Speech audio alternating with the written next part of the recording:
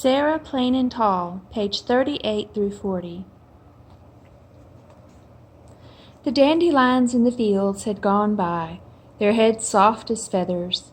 The summer roses were opening. Our neighbors, Matthew and Maggie, came to help Papa plow up a new field for corn. Sarah stood with us on the porch, watching their wagon wind up the road, 2 horses pulling it, one tied in the back.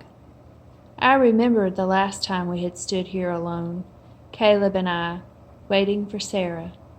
Sarah's hair was in thick braids that circled her head, and wild daisies tucked here and there. Papa had picked them for her. Old Bess and Jack ran along the inside of the fence, whickering at the new horses. Papa needs 5 horses for the big gang plow, Caleb told Sarah. Prairie grass is hard. Matthew and Maggie came with their 2 children and a sack full of chickens. Maggie emptied the sack into the yard, and 3 red banty chickens clucked and scattered. "They are for you," she told Sarah, "for eating." Sarah loved the chickens. She clucked back to them and fed them grain, and they followed her, shuffling and scratching primly in the dirt. I knew they would not be for eating. The children were young and named Rose and Violet after flowers. They hooted and laughed and chased the chickens who flew up to the porch roof.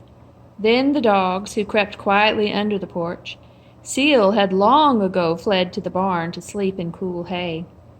Sarah and Maggie helped hitch the horses to the plow, and they set up a big table in the shade of the barn, covering it with a quilt and a kettle of flowers in the middle. They sat on the porch while Caleb and Matthew and Papa began their morning of plowing. I mixed biscuit dough just inside the door watching.